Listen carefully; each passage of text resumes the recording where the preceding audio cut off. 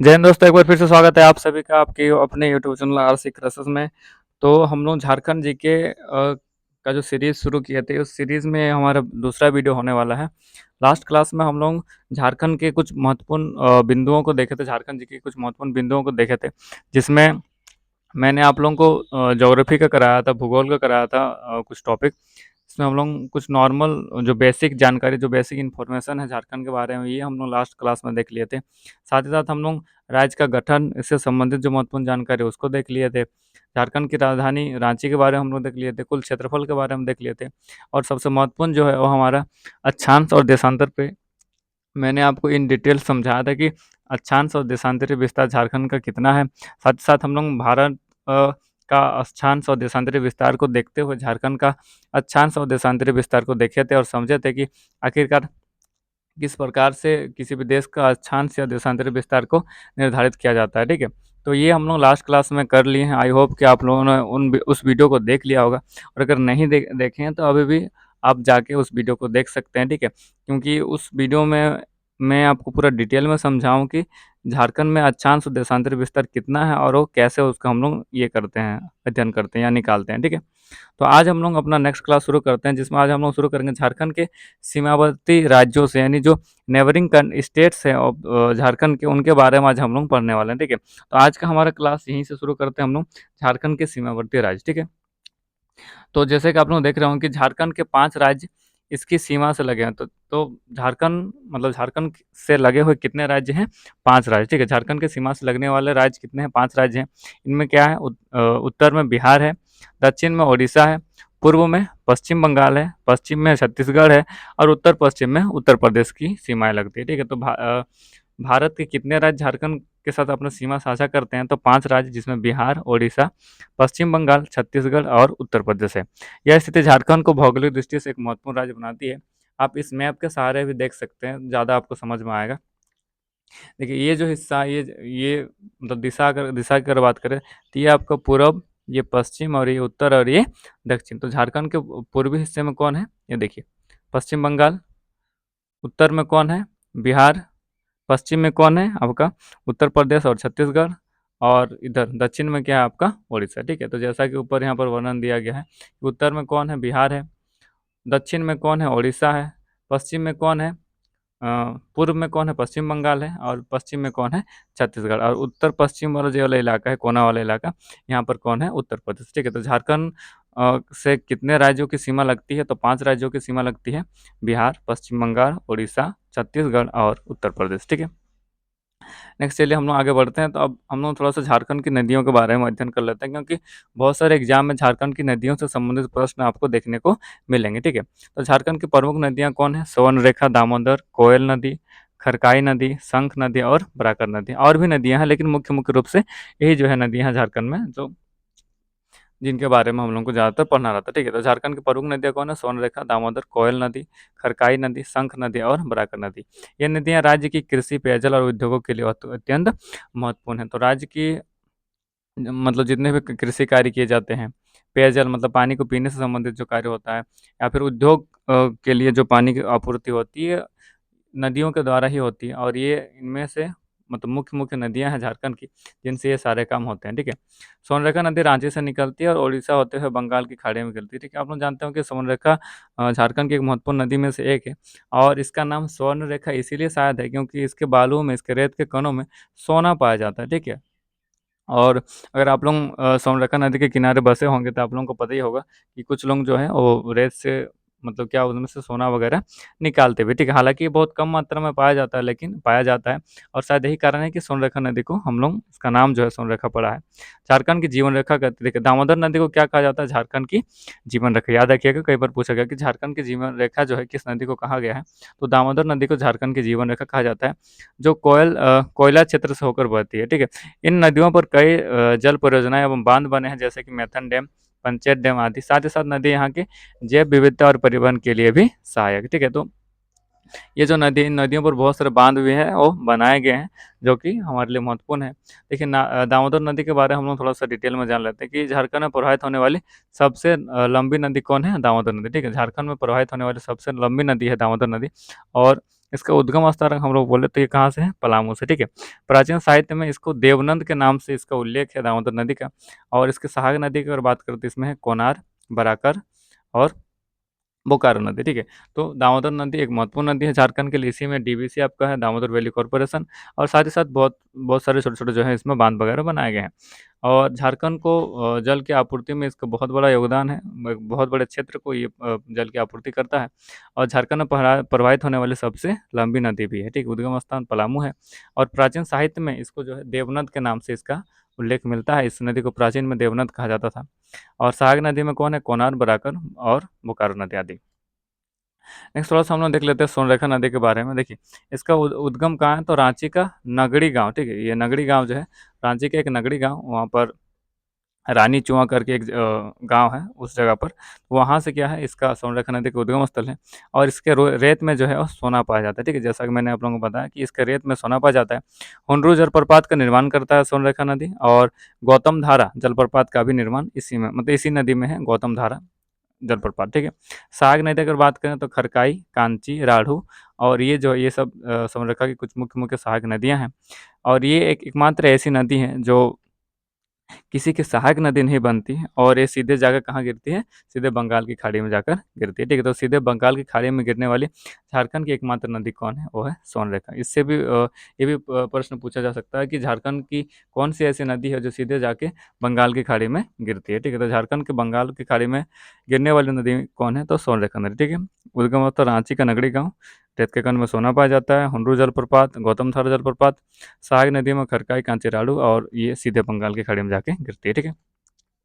अन्य कुछ नदियों के बारे में हम लोग देख लेते हैं, जैसे कि देखिए बराकर नदी। तो बराकर नदी में कौन सा बांध बना है? तो मैथन डैम, ठीक है। बराकर नदी पर मैथन डैम बना हुआ।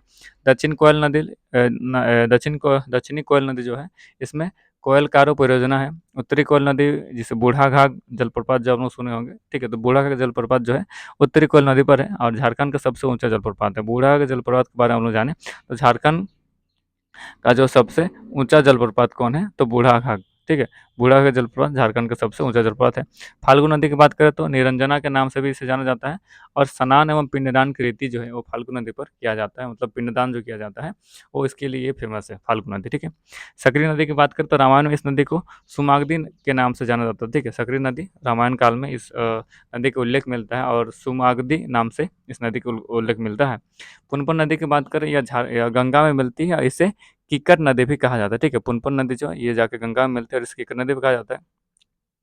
गंगा नदी की बात करें तो झारखंड में देखिए गंगा नदी के कुछ क्षेत्र जो है झारखंड में लगता है, और ये साहेबगंज में लगता है। तो यह झारखंड में साहेबगंज में 80 किलोमीटर की दूरी तय करती है, ठीक है। तो बहुत ज़्यादा झारखंड में गंगा नदी नहीं है, तो 80 किलोमीटर साहेबगंज में, उस इलाके में झारखंड की गंगा नदी जो है वो लगती है, ठीक है। तो गंगा नदी भारत की एक महत्वपूर्ण नदी है, और झारखंड में भी ये लगती है, लेकिन बहुत ही कम सीमा इसका झारखंड में लगती है, ठीक है। तो साहेबगंज कहाँ? 80 किलोमीटर, ठीक है।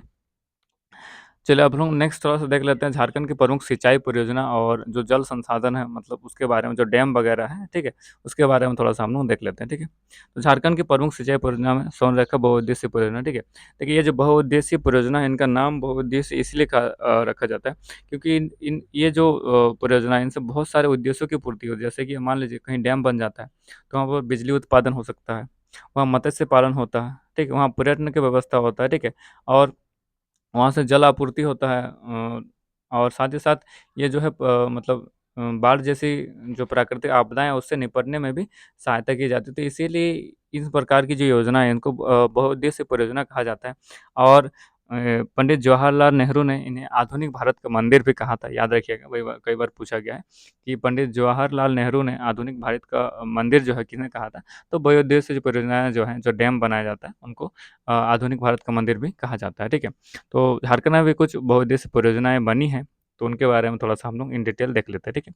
तो सबसे पहला देखिए सोनरेखा बहुउद्देशीय परियोजना, और यह अंतर्राज्यीय परियोजना है। झारखंड को, उड़ीसा को और पश्चिम बंगाल को जो है ये सुविधा प्रदान करती है। और इसमें क्या है, खरकाई नदी, स्वर्णरेखा नदी और ओडिशा की इंद्रावती नदी पर आधारित है ये जो बहुउद्देश्य नदी परियोजना बनी गई है स्वर्णरेखा में। और प्रारंभ जो हुआ था इसको 1982-83 में बना था और 2003 में इसका निर्माण कार्य जो है वो पूरा हो गया। और साथ ही साथ देखिए यहाँ पर बिजली उत्पादन भी किया जाता है, तो इसमें 120 मेगावाट बिजली उत्पादन का क्षमता जो है इस बहुउद्देश्य परियोजना में है। ठीक है, तो बहुउद्देश्य परियोजना में सबसे पहले तो हमने देखा स्वर्णरेखा बहुउद्देश्य परियोजना कौन कौन सा राज्य को इससे लाभ पहुंचता है, तो झारखंड को, ओडिशा और पश्चिम बंगाल को।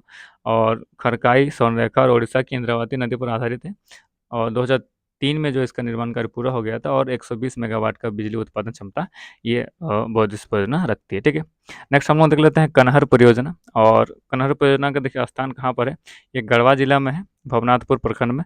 और लाभ जो है गढ़वा जिला को मिलता है, पलामू जिला का और लातेहार जिला को इस कनहर परियोजना के माध्यम से लाभ मिलता है। ठीक है, नेक्स्ट देखते हैं अजय बैराज। तो बैराज निर्माण देवघर जिले में अजय नदी पर किया गया है। और 110.8 किलोमीटर लंबी नहर की सिंचाई सुविधा इस परियोजना के माध्यम से दी जाती है। ठीक है, तो अजय बैराज याद रखिएगा कहाँ पर है, तो देवघर में है।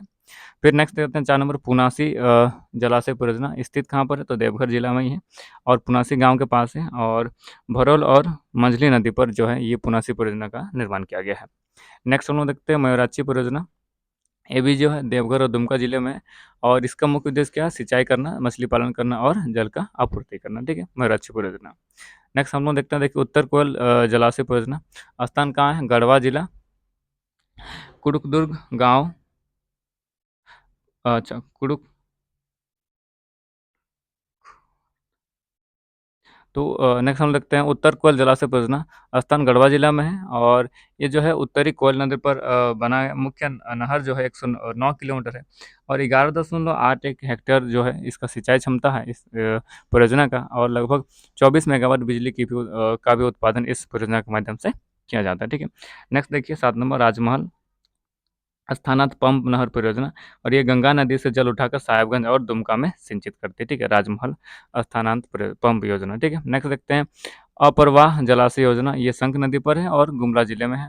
नेक्स्ट है सोनोपुर जलाशय परियोजना, ये सिंहभूम जिले का सोनवा प्रखंड में है और 8 हेक्टेयर भूमि को ये सिंचित करता है। ठीक है, तो याद देखिए देखिए झारखंड में जो कृषि है वो मुख्यतः फसल जो है वर्षा पर आधारित है, लेकिन इस प्रकार की जो परियोजनाएं हैं वो कृषि में बहुत अधिक सहयोग करती है, क्योंकि कैनल के माध्यम से जल उपलब्ध कराया जाता है ताकि सिंचाई हो सके और वहाँ पर कृषि कार्य किया जा सके। तो सिंचाई के लिए ये जितने भी योजना ये महत्वपूर्ण होती हैं झारखंड वाले क्षेत्र में। ठीक है, नेक्स्ट देखते हैं कि पंचायत जलाशय योजना, ये गिरिडीह जिले से दुमका और देवघर जिले को लाभ पहुंचाता है और लगभग 537 हेक्टेयर भूमि में ये मतलब जो है ये सिंचित मतलब करता है, उतना हेक्टेयर भूमि को ये जल की व्यवस्था करता है सिंचाई के लिए। ठीक है, नेक्स्ट देखिए 11 नंबर की सूती जलाशय योजना, ये पलामू जिले में और इसका जो सिंचाई लाभ है लगभग 440 हेक्टेयर भूमि को ये सिंचित करता है। ठीक है, तो ये था हमारा बहुउद्देशीय नदी घाटी परियोजना। नेक्स्ट चलिए हम लोग देख लेते हैं झारखंड की प्रमुख झीलों के बारे में। तो देखिए एक नज़र में हम लोग देख लेते हैं, तो दिमना झील जो है ये पूर्वी सिंहभूम जमशेदपुर में और टाटा स्टील द्वारा कृत्रिम रूप से इस झील का पर्यटन और पिकनिक स्थल के रूप में इसको विकसित किया गया है। फिर देखते हैं हाथगढ़ा झील, ये गिरिडीह में है, पिकनिक स्थल के रूप में इसको विकसित किया गया है। कान्हर झील ये लातेहार में है, जल संग्रहण और मत्स्य पालन हेतु इसका मुख्य उपयोग है। लुलुंग झील ये खूंटी में है और प्राकृतिक सौंदर्यता और वन पर्यटन स्थल के रूप में इसका विकास हुआ है। रांची झील के बारे में बात करते हैं, ये रांची में है और ब्रिटिश काल में बनाए गए शहर के मध्य स्थित एक झील है। ठीक है, इसका निर्माण ब्रिटिश काल में ही किया गया था। फिर हम लोग देखते हैं कि माधो झील ये बोकारो पर है, बोकारो में है और अस्थायी लोगों के लिए जल का एक मुख्य स्रोत है या फिर जल उपलब्ध कराता है। ठीक है, नेक्स्ट हम लोग देखते हैं केलाघाट झील, ये चाईबासा पश्चिम सिंहभूम में है और पर्यटन के लिए और मतलब शांत वातावरण के लिए इसको जाना जाता है। ठीक है, नेक्स्ट हम लोग देखते हैं पतरातू झील, ये रामगढ़ में और पतरातू डैम से निर्मित है, बोटिंग और पर्यटन के लिए प्रसिद्ध है। फिर देखते हैं मयूराक्षर झील, ये दुमका में है और प्राकृतिक झील है। ठीक है, धार्मिक और सांस्कृतिक महत्व भी ये रखता है। नेक्स्ट हम लोग देखते हैं बरियातू झील जो कि रांची में है और शहर के पास स्थित है और साथ ही पर्यटन स्थल के लिए भी फेमस है, जाना जाता है। थोड़ा-सा इससे संबंधित कुछ महत्वपूर्ण देखिए जानकारी हम लोग देख लेते हैं कि झारखंड की अधिकांश झीलें जो है मानव निर्मित यानी कृत्रिम है, जिन्हें डैम या जल परियोजनाओं के तहत बनाया गया है। ये झीलें जल संरक्षण, मत्स्य पालन, पर्यटन और स्थानीय ज़रूरतों को पूरा करने के लिए उपयोग किया। तो मतलब ये जो झील बनाए गए ये तो मत्स्य पालन के लिए और जल संरक्षण के लिए पर्यटन के लिए और कुछ स्थानीय जो ज़रूरत है उनको पूरा करने के लिए इस प्रकार की झीलों का निर्माण किया गया है। डिमना झील और पतरातू झील झारखंड की प्रसिद्ध पर्यटन स्थलों में से एक है, ठीक है। डिमना लेक जो है और पतरातू लेक जो है ये झारखंड के मतलब फेमस झील में से एक है। रांची झील जो को ब्रिटिश काल में वर्ष 1882 में बनाया 1842 में बनाया गया, ठीक है। तो ये रांची झील के बारे में देखिए ब्रिटिश काल में बनाया गया था 1842 में। तो अब थोड़ा हम लोग कुछ क्वेश्चन जो है देख लेते हैं इससे संबंधित, क्योंकि मैंने आपको बताया था कि जैसे ही वीडियो कंप्लीट होता है उससे संबंधित कुछ एमसीक्यू क्वेश्चन हम लोग देख लेंगे, ताकि हम लोग को एक आइडिया आ जाए कि जो इतना हम लोग पढ़े तो इसमें से हम लोग को कितना याद है और कितना सटीक हम लोग उसको आंसर को टिक कर पा रहे हैं, ठीक है। और एक प्रकार से हमारा रिविजन भी हो जाएगा। तो चलिए हम लोग कुछ एमसीक्यू क्वेश्चन भी इस जो पीडीएफ है इससे संबंधित कुछ एमसीक्यू क्वेश्चन भी हम लोग कर लेते हैं, ठीक है। तो पहला क्वेश्चन है, देखिए कि झारखंड राज्य का गठन कब हुआ था? 26 जनवरी 1950, 15 अगस्त 1947, 15 नवंबर 2000 या फिर 2 अक्टूबर 1992। तो इसका जो सही आंसर हो जाएगा ऑप्शन नंबर सी, यानी 15 नवंबर सन 2000 को जो हमारे झारखंड राज्य का गठन किया गया था। नेक्स्ट क्वेश्चन है कि झारखंड पहले किस राज्य का हिस्सा था? उत्तर प्रदेश का, उड़ीसा का, बिहार का या फिर छत्तीसगढ़ का? मतलब झारखंड अलग होने से पहले झारखंड किस राज्य का हिस्सा था? तो इसका जो सही आंसर हो जाएगा ऑप्शन नंबर सी, यानी बिहार, ठीक है। झारखंड राज्य बिहार से अलग होकर बना। अगला क्वेश्चन है कि झारखंड का क्षेत्रफल लगभग कितना है? ठीक है, 50,000 वर्ग किलोमीटर, 79,714 वर्ग किलोमीटर, 1 लाख वर्ग किलोमीटर या फिर 60,500 वर्ग किलोमीटर? तो इसका सही आंसर क्या हो जाएगा? ऑप्शन नंबर बी, यानी 79,714 वर्ग किलोमीटर, ठीक है। नेक्स्ट क्वेश्चन है झारखंड की राजधानी है, तो झारखंड की राजधानी कहाँ है? धनबाद में, बोकारो में, रांची में या फिर ऑप्शन नंबर डी जमशेदपुर? जो सही आंसर हो जाएगा झारखंड की राजधानी कहाँ है? रांची में। अगला क्वेश्चन देखते हैं कि झारखंड के उत्तर में कौन सा राज्य है? उड़ीसा, बिहार, पश्चिम बंगाल या फिर छत्तीसगढ़? तो इसका सही आंसर हो जाएगा ऑप्शन नंबर बी, यानी बिहार जो है वो झारखंड के उत्तर में स्थित है। नेक्स्ट क्वेश्चन देखिए कि झारखंड में कौन सी नदी सबसे लंबी है? ठीक है, झारखंड में सबसे लंबी नदी कौन सी है? दामोदर, स्वर्णरेखा, कोयल नदी या फिर ब्राकर नदी? इसका जो सही आंसर हो जाएगा ऑप्शन नंबर ए, यानी दामोदर नदी, ठीक है। नेक्स्ट क्वेश्चन देखते हैं कि झरनों का शहर किसे कहा जाता है? बोकारो को, हजारीबाग को, रांची को या फिर देवघर को? तो इसका जो सही आंसर है ये है Ranchi, option number C. Ranchi को झरनों का शहर कहा जाता है। नेक्स्ट क्वेश्चन दिया क्वेश्चन नंबर 8 कि झारखंड का प्रमुख पठारी क्षेत्र कौन सा है? मैकाल पहाड़ियाँ, छोटा नागपुर पठार, सतपुड़ा या फिर अरावली? तो झारखंड किस पठारी क्षेत्र के अंतर्गत आता है? मतलब झारखंड में कौन सा पठार पाया जाता है? तो हो जाएगा ऑप्शन नंबर बी, यानी छोटा नागपुर का पठार, ठीक है। अगला क्वेश्चन दिया क्वेश्चन नंबर 10 की झारखंड की जलवायु किस प्रकार की है? उष्णकटिबंधीय मरुस्थलीय जलवायु है, शीतोष्ण है, उष्णकटिबंधीय मानसूनी है या फिर आर्द्र समशीतोष्ण है? तो इसका जो सही आंसर हो जाएगा ऑप्शन नंबर सी, यानी उष्णकटिबंधीय मानसूनी प्रकार का जलवायु जो है और झारखंड में है। नेक्स्ट क्वेश्चन देखते हैं कि झारखंड में कुल कितने सीमावर्ती राज्य, मतलब झारखंड से सटे कुल कितने सीमावर्ती राज्य हैं? तो कितने राज्य झारखंड की सीमा से लगते हैं? 4, 5, 6 या फिर 7? तो ऑप्शन नंबर 5 उड़ीसा आपका, बिहार, छत्तीसगढ़, उत्तर प्रदेश, ठीक है। उड़ीसा, बिहार, छत्तीसगढ़, उत्तर प्रदेश और पश्चिम बंगाल, ये जो 5 राज्य हैं वो झारखंड के सीमावर्ती राज्य हैं। नेक्स्ट क्वेश्चन देखते हैं क्वेश्चन नंबर 12 की झारखंड का अक्षांशीय विस्तार कितना है? 19 डिग्री से 25 डिग्री, 21 डिग्री 58 मिनट से लेकर 25 डिग्री 18 मिनट, 20 डिग्री से 26 डिग्री या फिर 18 डिग्री से 24 डिग्री? तो इसका जो सही आंसर है 21 डिग्री 58 मिनट से लेकर 25 डिग्री 18 मिनट तक झारखंड का विस्तार विस्तार है, ठीक है, अक्षांशीय विस्तार। नेक्स्ट देखते हैं क्वेश्चन नंबर 13, स्वर्णरेखा नदी का उद्गम स्थल कहाँ है?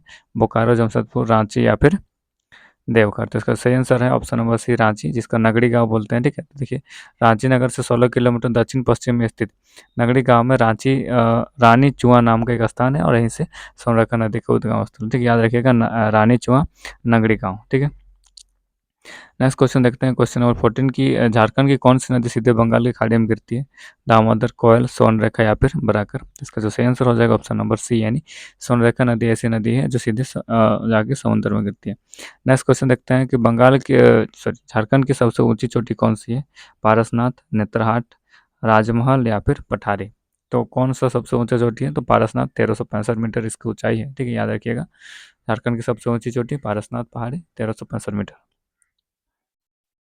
नेक्स्ट क्वेश्चन है कि झारखंड में कुल कितने वन क्षेत्र हैं? 35%, 29%, 25% या फिर 20%? तो झारखंड का क्षेत्रफल कितना है वन का, मतलब झारखंड में जो वन है उसका क्षेत्रफल कितना है? इसका आंसर हो जाएगा ऑप्शन नंबर सी, यानी 29% सही।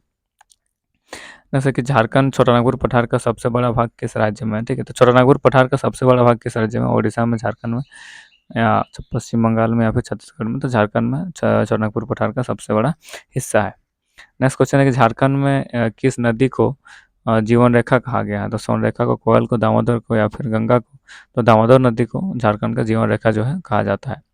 नेक्स्ट क्वेश्चन देखते हैं कि झारखंड के किस जिले में डिमना झील है। डिमना कहाँ पर है, डिमना लेक जो है धनबाद में है, देवघर में है, जमशेदपुर में या फिर बोकारो में। तो आंसर से होगा जमशेदपुर या पूर्वी सिंहभूम जिसको हम लोग बोल रहे हैं, ठीक है। तो वहीं पर डिमना झील है। नेक्स्ट क्वेश्चन देखते हैं कि झारखंड में कौन सी झील ब्रिटिश काल में बनाई गई थी, तो जो 1842 में बनाया गया था। डिमना झील, रांची झील, पतरातू झील या फिर तलाई झील। तो इसका जो सही आंसर हो जाएगा वो होगा रांची झील, ठीक है। ये ब्रिटिश काल में बनाया गया झील है। अगला क्वेश्चन है कि झारखंड के प्रमुख जनजातीय समूह में शामिल नहीं है। कौन जो ऐसा समूह है जो झारखंड में नहीं है, जैसे संथाल, मुंडा, मीना या फिर उरांव। तो इसका सही आंसर होगा मीना, ये जनजाति झारखंड की जनजाति नहीं है। अगला क्वेश्चन देखते हैं कि पलामू टाइगर रिजर्व किस जिले में है। तो लातेहार में, पलामू में, गढ़वा में या फिर रांची में। तो पलामू टाइगर रिजर्व किस जिले में है, लातेहार, पलामू, गढ़वा या फिर रांची। तो इसका सही आंसर हो जाएगा लातेहार। यहाँ पर गलती से पलामू हो गया, ठीक है। तो पलामू सही आंसर नहीं होगा। तो आपको लग रहा होगा कि पलामू टाइगर रिजर्व है तो पलामू में नहीं है, ये लातेहार में, ठीक है। ऑप्शन नंबर ए जो इसका सही आंसर हो जाएगा, ये आपका गलत दिया हुआ, ठीक है। अगला क्वेश्चन देखते हैं कि बूढ़ाघाट जलप्रपात किस नदी पर स्थित है। दामोदर नदी, उत्तरी कोयल नदी, सोनरेखा नदी या फिर बराकर नदी। तो बूढ़ाघाट जलप्रपात जो है ये उत्तरी कोयल नदी पर स्थित है। अगला क्वेश्चन देखते हैं, झारखंड की जलवायु कैसी है। तो इस प्रकार क्वेश्चन एक ऊपर हम लोग कर चुके थे। तो उष्णकटिबंधीय जलवायु और उपोष्णकटिबंधीय मानसूनी जलवायु है, हिमालयनी जलवायु या फिर शीतोष्णकटिबंधीय जलवायु। तो झारखंड का जो जलवायु है वो उष्णकटिबंधीय मानसूनी जलवायु, यानी ऑप्शन नंबर बी जो इसका सही आंसर हो जाएगा। अगला क्वेश्चन दिया कि झारखंड का कौन सा जलप्रपात सबसे ऊंचा है, ठीक है। दसम, जोन्हा, हुंड्रू या फिर बूढ़ाघाट। तो बूढ़ाघाट जो जलप्रपात है झारखंड का सबसे ऊंचा जलप्रपात है, ठीक है। अगला क्वेश्चन देखते हैं कि मैराक्षी परियोजना झारखंड के किन जिलों को लाभ पहुंचाती है। देवघर और दुमका को, रांची और लातेहार को, बोकारो और धनबाद को या फिर गिरिडीह और पलामू को। तो इसका सही आंसर हो जाएगा वो दुमका और देवघर। दुमका और देवघर को मैराक्षी परियोजना के अंतर्गत लाभ पहुंचता है। अगला क्वेश्चन है कि झारखंड में सबसे अधिक किस खनिज का उत्पादन होता है। सोना का, लोहा का, कोयला का या फिर यूरेनियम का। तो कोयला आप लोगों को पता ही होगा, झारखंड में सबसे अधिक कोयला पाया जाता है और इसी का सबसे अधिक उत्पादन भी झारखंड के द्वारा किया जाता है, ठीक है। अगला क्वेश्चन देखते हैं कि सुमागधी नाम रामायण में किस नदी के लिए प्रयुक्त हुआ है। पुनपुन नदी के लिए, सकरी या फिर फल्गु या फिर कोना। तो जो सकरी नदी है उसके लिए रामायण में सुमागधी नाम से इसका प्रयोग किया गया था, ठीक है। अगला क्वेश्चन देखते हैं, क्वेश्चन नंबर 29 की कोनार नदी किसकी सहायक नदी है। स्वर्णरेखा की, दामोदर की, गंगा की या फिर कोयल की। तो दामोदर नदी की सहायक नदी क्या है, कोनार। अगला क्वेश्चन है कि पंचेत जलाशय परियोजना किन जिलों को सिंचाई सुविधा देती है। दुमका और साहिबगंज, जमशेदपुर और सरायकेला, गिरिडीह और धनबाद, गिरिडीह, दुमका और देवघर। जिसका सही आंसर है गिरिडीह, दुमका और देवघर। ये तीनों जिलों को पंचेत जलाशय के द्वारा लाभ पहुंचता है, सिंचाई सुविधा पहुंचता है, ठीक है। तो ये था कुछ इसका एमसीक्यू क्वेश्चन जो हम लोग अभी तक क्लास किए थे। आई होप कि आप लोगों को अच्छा लगा होगा और मिलते हैं हम लोग नेक्स्ट क्लास में। तब तक के लिए बहुत बहुत धन्यवाद। वीडियो पर नए हैं तो वीडियो को लाइक कीजिए और चैनल को सब्सक्राइब कर दीजिए, ठीक है। और जो बच्चे सीएमएमएस और एनएमएस के लिए तैयारी कर रहे हैं तो उनके लिए ये जो वीडियो है ये आपको हेल्प करेगा, क्योंकि झारखंड में किसी भी प्रकार के स्कॉलरशिप का एग्ज़ाम दीजिए या फिर किसी भी प्रकार का कॉम्पिटिटिव एग्ज़ाम अगर आप दे रहे हैं तो आपको झारखंड जीके से क्वेश्चन देखने को मिलेगा, ठीक है। तो चलिए फिर मिलते हैं नेक्स्ट क्लास में।